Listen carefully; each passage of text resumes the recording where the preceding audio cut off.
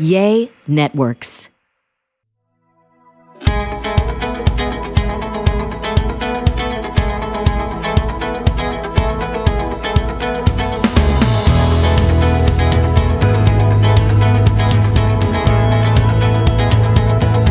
Welcome to Greg Louganis is Alive, the podcast that challenges what you think you know. I'm Greg Louganis, your host, and yes, I'm still alive. I'm joined by my good friend and manager, Beth Zinman. Hello, hello. I, for one, am so glad you're alive, and I'm pretty sure I speak for everybody else. Right? Yeah, you included, right? Yes, most Sometimes. days, right? Most days. Yeah, most days, yeah. So, Greg, I'm always happy to be here with you, and I am curious what is on the agenda today. Well, I'm talking about remote viewing today, which I find fascinating. Yay. That is a topic that I love and really love, like the broader umbrella that kind of sits under. I mean, and I'm fascinated by it too, but it can be pretty confusing to me. You know, some people say ESP, some say paranormal, spiritual, metaphysical, but it's really the Claire stuff that kind of gets me, you know? Yeah, it's funny because actually, like when you and I talk about this, you understand so much of this stuff. It's just, I think the labels that get assigned to things where it gets like kind of gray, right? Fuzzy.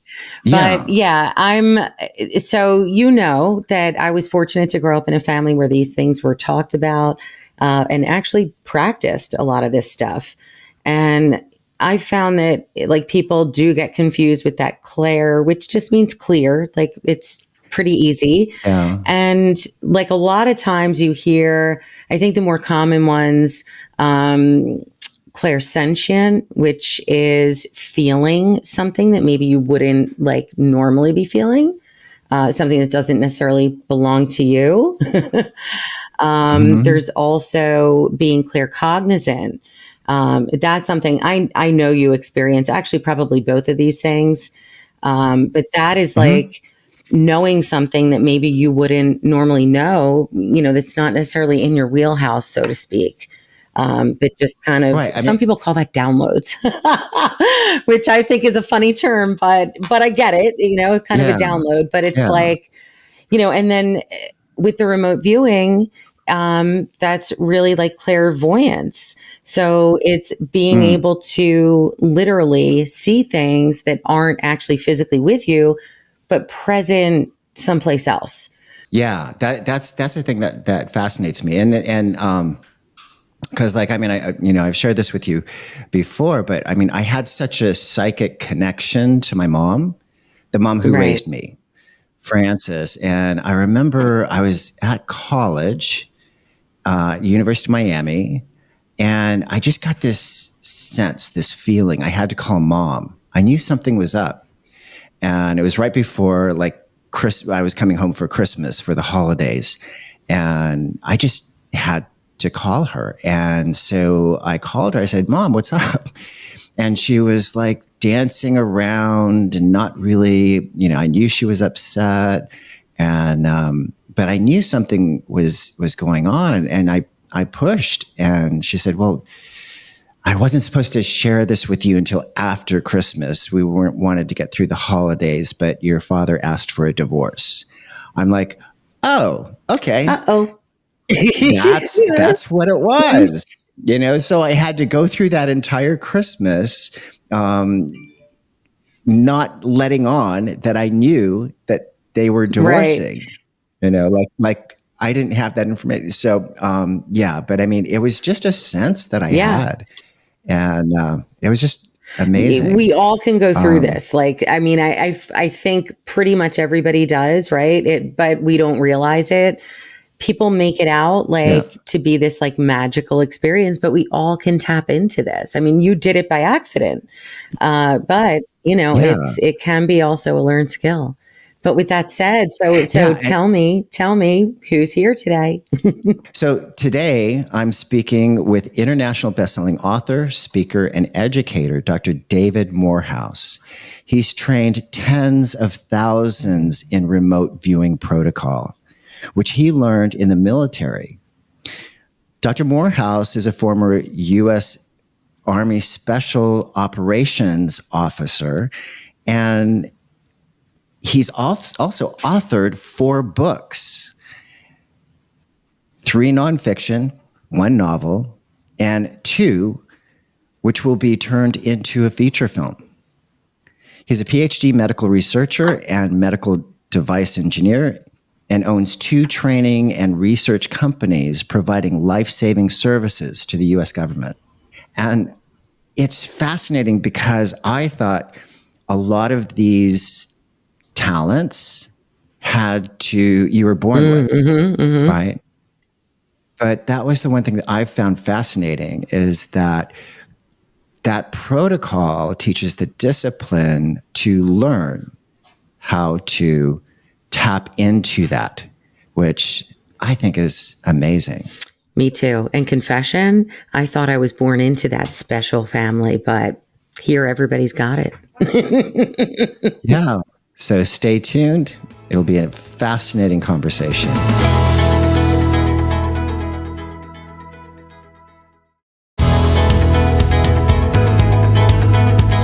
David, how are you doing? I'm doing okay. Yeah, I'm doing good. I really enjoyed, Psychic Warrior, your books, and remote viewing.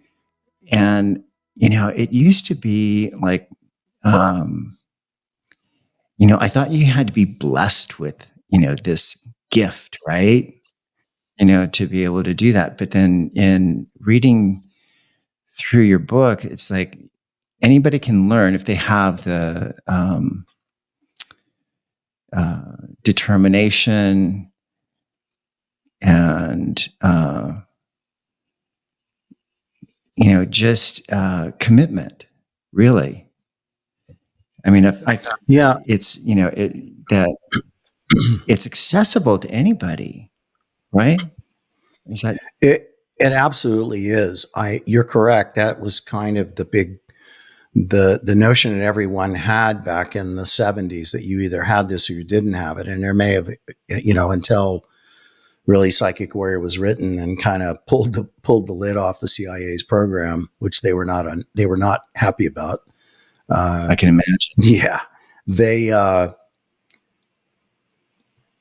didn't want people to know some of the things that they had discovered. It was, I think, to kind of just shorten that part of the story, when Stanford Research Institute International in Palo Alto was given that sole source contract by the CIA to investigate this human ability, there were like 3 main deliverables. One was, can you absolutely scientifically prove whether clairvoyance, clairsentience, clairaudience, ESP is a human capability? Yes or no?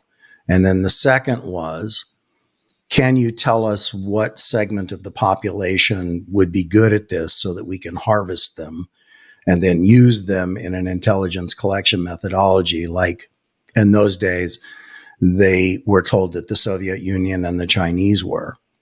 And then thirdly was can you replicate this? Can you give us a training program?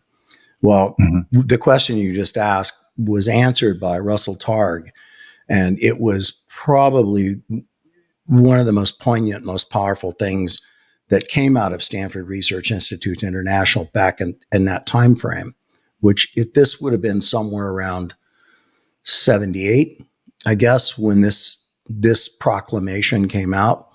And I don't even think, in retrospect, that Russell Targ, as a physicist, ever realized the impact of what he relayed back to the CIA. But paraphrasing it, through our experimentation, we've concluded that this is an ability not unique to anyone in particular. It is an inherent ability in all humans.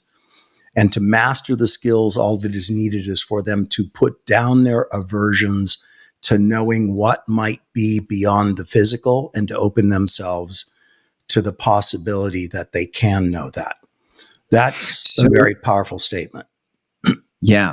Okay. So for listeners who may not know what remote viewing is or what that's, like, what is remote viewing?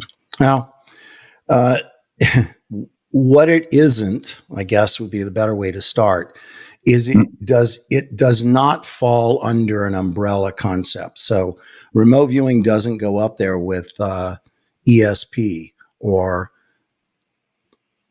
psychic ability or something like that. There's something like 72 real or perceived or professed human abilities that fall into the capstone of ESP. Remote viewing is just one of those. But you can't turn around and put shamanism under remote viewing. You can't turn around and put ayahuasca use under remote viewing, or, psilocybin, or you cannot say that transmediumship or claircognizance is remote viewing. It's not. Remote viewing was a very defined protocol, a dogma that was established in part by SRI International, but they didn't do necessarily a really good job at that. The person who really pulled forward the 6-stage coordinate remote viewing process was Ingo Swann, who was a Bowery artist, but also a natural gifted psychic. He was brought in as a test subject, but he also contributed very heavily to the development of the program. And then somewhere around circa 78, 79, the U.S. military, DOD, just picked him up and said, we will pay you to train teams for us. And he probably, based when I spent time with Ingo in the Bowery, he told me that he wouldn't tell me who all the teams were, but I'm certain just by listening to him that there was probably a CIA team. I hear that there was a Navy team, that there was an Air Force team, and an Army team. And of course, I was part of the Army team. And that Army team started off in INSCOM, but then was housed under the DIA, Directorate of Technology and Sciences, with oversight by the CIA. And so it was defined. It was defined as the learned ability to transcend space and time, to view persons, places, or things remote in space and time, and to gather and report intelligence information on the same. That's a pretty ominous perspective for it, but we have to agree that that's what it was. Its first intended purpose was. It was an intelligence collection methodology, one of many. I mean, now there's something like 32 different independent intelligence collection methodologies. Remote viewing was that. That's how the government saw it. Was it 100% accurate? Absolutely not. But was it accurate enough for it to hold its own amongst all the other intelligence collection methodologies, which they themselves were not 100% accurate? Absolutely. I mean, none of them are 100% accurate. Human intelligence, right. Signal intelligence, photo intelligence, electronic intelligence, none of them are 100% accurate. If anyone was, then all the rest would just be backup. And that's not how they're looked at. They're all just providers of pieces of information, individual collections of the overall puzzle for analysts to put together. So remote viewing was a powerful tool that held its own to a very high degree of accuracy, albeit never 100%. Never. Right. Yeah. And the only way that it could be 100% is if you're there, physically and observing. And also, when you observe something, you bring your own perspective, your own interpretations, right? Yeah, your own, which is exactly why human intelligence is not considered 100% accurate, and certainly not one of the more reliable intel collection methodologies. And that means you've got somebody that a CIA case officer has convinced that it's in their best interest for money or something else to betray their own country. And so then that person betrays their country and is essentially selling secrets to the United States through a case officer who's handling them. So it's never 100% accurate. And that's okay. If you understand that perspective, then, Just as you said, all of these things, no matter what they are, even if it's satellite imagery, it's still subject to human interpretation. It has to be looked at by human eyes, and human eyes determine what it is that they're seeing or not seeing. And therein lies the rub in everything that they do in intelligence collection. You spoke a lot about, espionage, spy, all that stuff, in utilizing a tool like that. How can we use it in a positive way? How can we better humanity, through these tools? That's an excellent question, and it is the only reason that I do what I do in terms of teaching it and talking about it today. I came out of a pretty solid background as a special operations infantry officer. Very successful, commanded an airborne rifle company, an airborne ranger company, an airborne battalion. Really felt like my life was on purpose and that I was exercising the exact calling in order to give relevance to that sense of purpose. But one of the things that I found in my life is that I was believing in a lot of different kinds of things. And believing is very simple. Everybody believes something. If you take, a poll of the human population right now, which has been done by Pew Research, and there was one done by CNN, back in the 80s, the early 80s, and it's probably the simplest one to use, because the one that involved millions of people under the Pew Research didn't change significantly. But it said, out of 200 or 2,000 respondents, how many of you believe in something beyond the physical? 98% of the people who responded out of the 2,000 said, we believe in something beyond the physical. 2% of them said, we don't believe in anything beyond the physical. That statistical balance holds very true even to this day.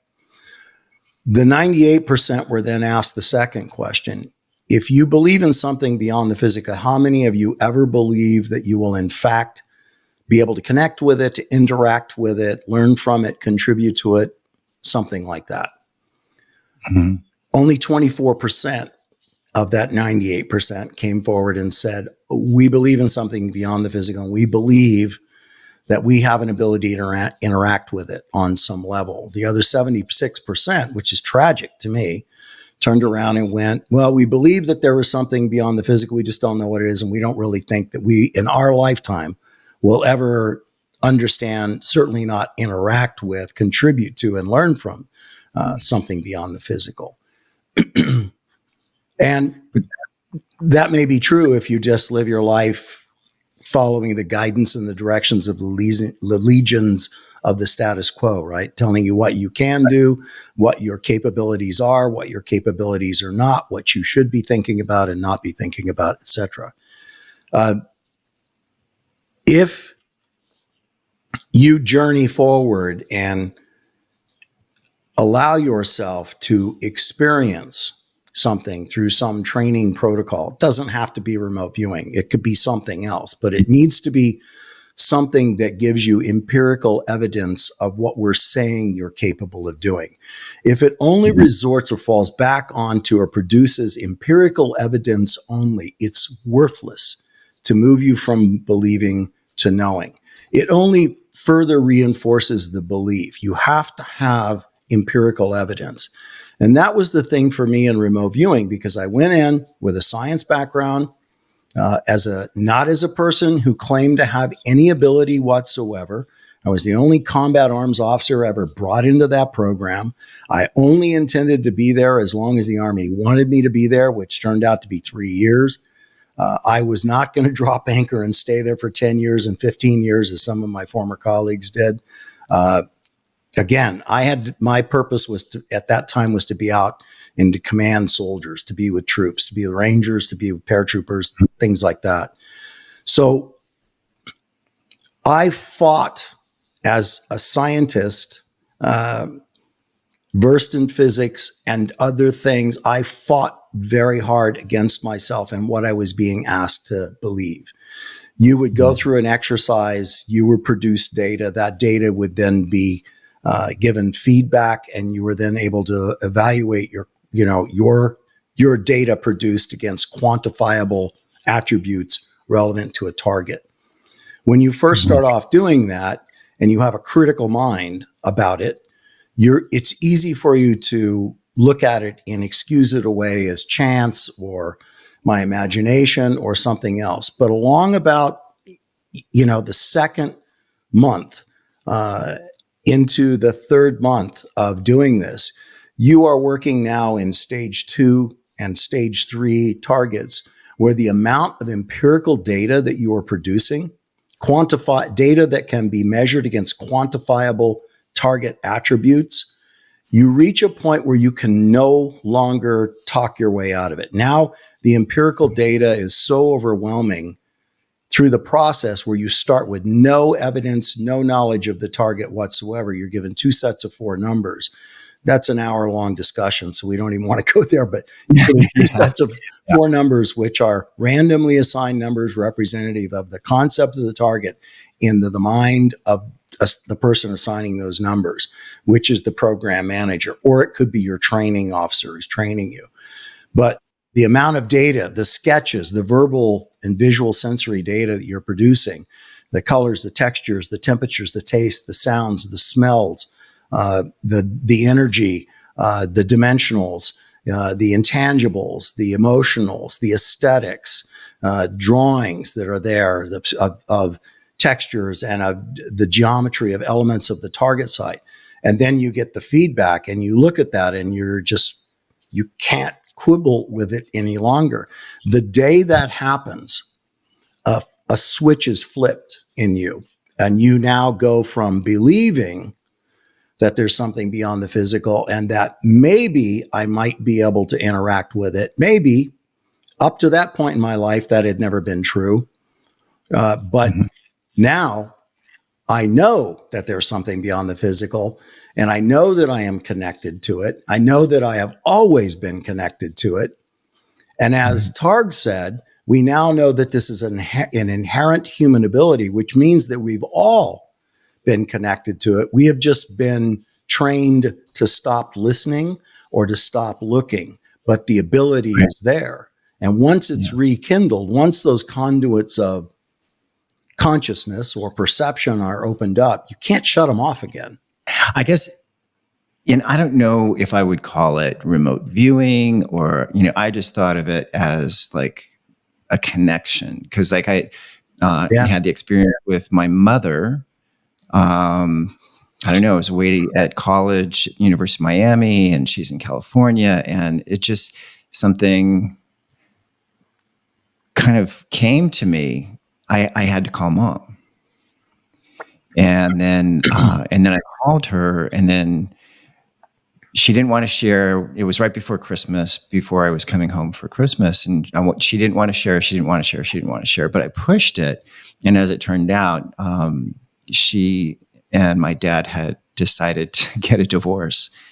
And so they were trying to get through Christmas without the kids knowing and all, but, she did confess to me, that was going on. But I mean, I've had a number of those incidences, where, I just thought of a random friend that I hadn't seen in years, gave him a call and said, "Oh my God, you called me at, the lowest point in my life." And, and I was, and he was in a really bad way. And that just turned things around for him, that he wasn't alone, because that is, with the isolation, depression, mental health, that's such a key, to realize you're not alone, but to have that kind of impulse, and, that's what I try and do is follow that intuition, follow that feeling sensation. If I get a feeling in my body, then, it's obviously telling me something. Not to say that it's remote viewing. I don't know what they're going through or anything like that, but there's like this kind of calling. Yeah. that intuitive connection that you're talking about falls under this umbrella of ESP or clairvoyance or something like that. It wouldn't be remote viewing by its pure definition. Remote viewing, again, is this dogma. It's a protocol. It's a 6-stage process, or it's an extended remote viewing protocol that you learn, and it's a tool. It's really, it's like a hammer. I mean, it's just another tool in the tool bag. The important thing is that the reason you have these intuitive connections from a quantum mechanical perspective is because everything is energy, and therefore everything can be expressed as waveform on some level in the quantum world.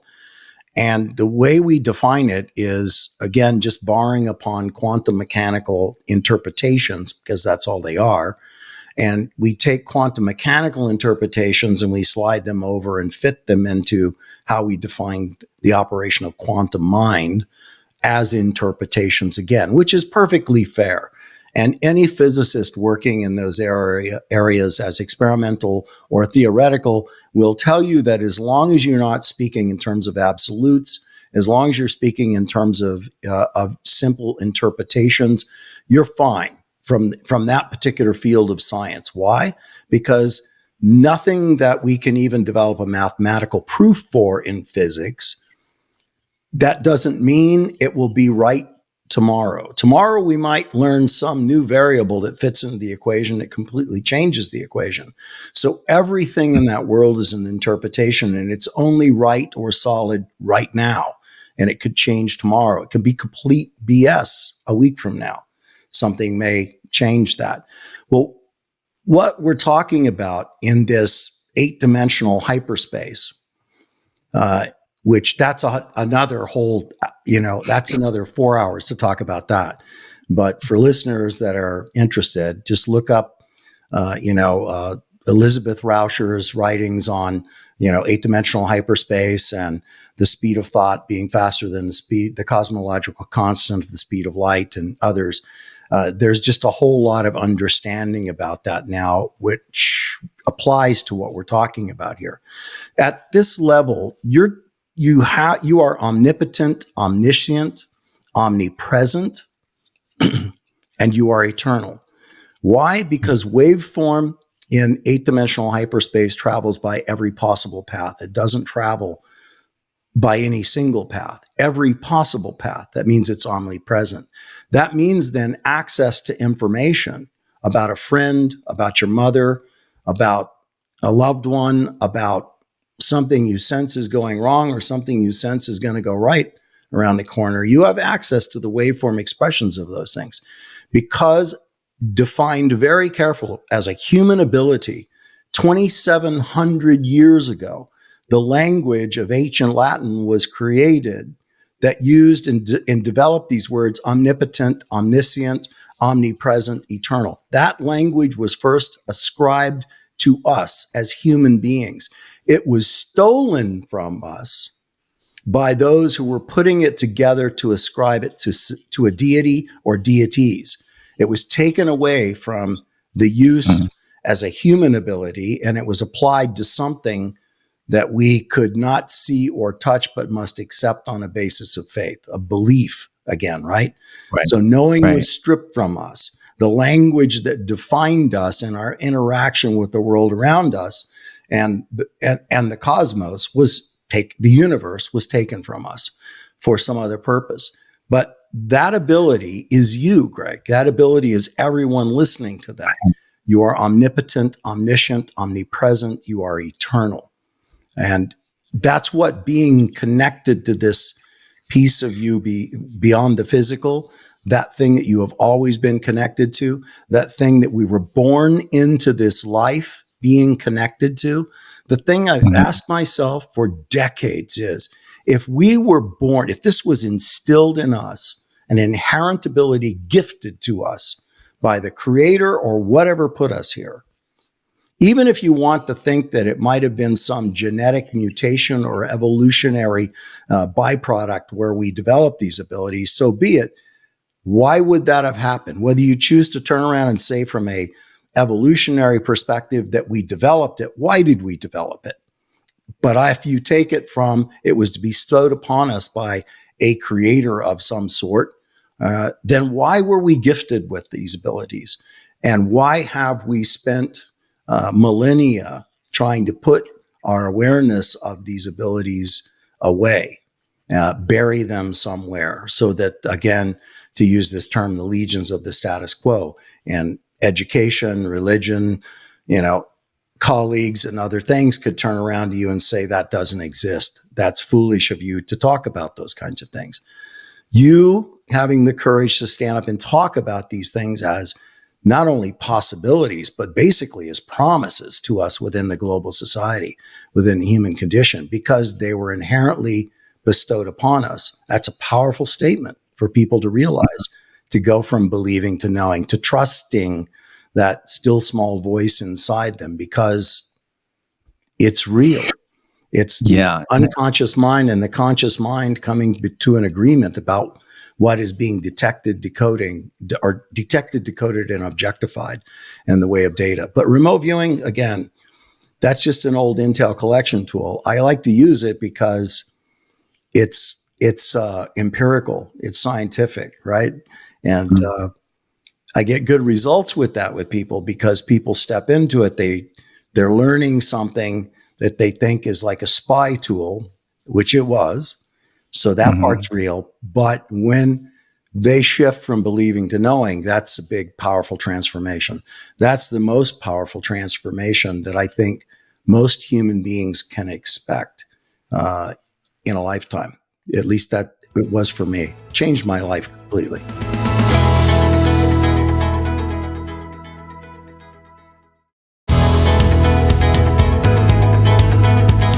So often we're taught fear, we're taught limitations, we're taught, all of those things. And, and like we have to define everything and label things to try to make sense out of them when, you're limiting yourself. Unfortunately, the world loves to tell us what we are not. Yeah. And start doing that almost as soon as we can recognize the fact that we are being fed spoon upon spoon of limitations of what we're not supposed to think we are and how we're supposed to live within the mold that is being set forward for us. And that happens from the earliest points of school. Unfortunately, sometimes parents contribute to that. Sometimes peers contribute to that. But certainly institutional learning and institutional faith have a tendency to strip that away from you. So, David, where can people find your books and stay in touch with you? I've written 4 books. Non-Lethal Weapons, War Without Death was my first book. And that is a book that was, when it was first published, recommended reading, later required reading at the U.S. Army War College. Really boring book. Nobody should ever buy that book. It's a textbook and it's extraordinarily boring. And then Psychic Warrior, which is now published in 16 languages, which go figure.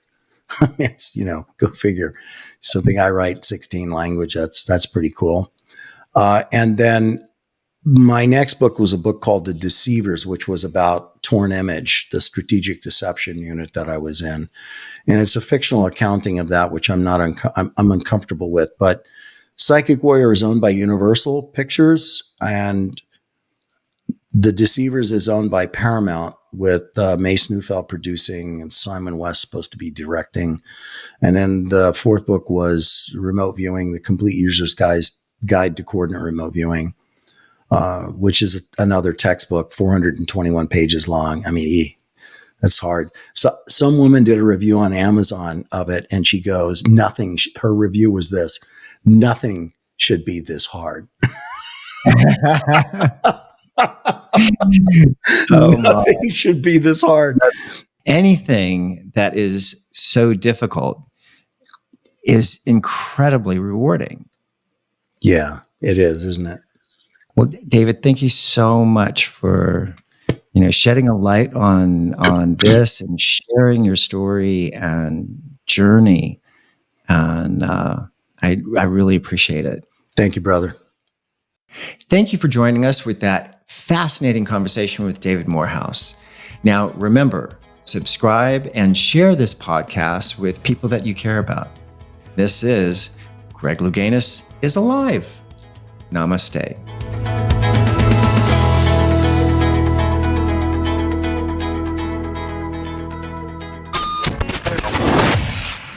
Yay Networks.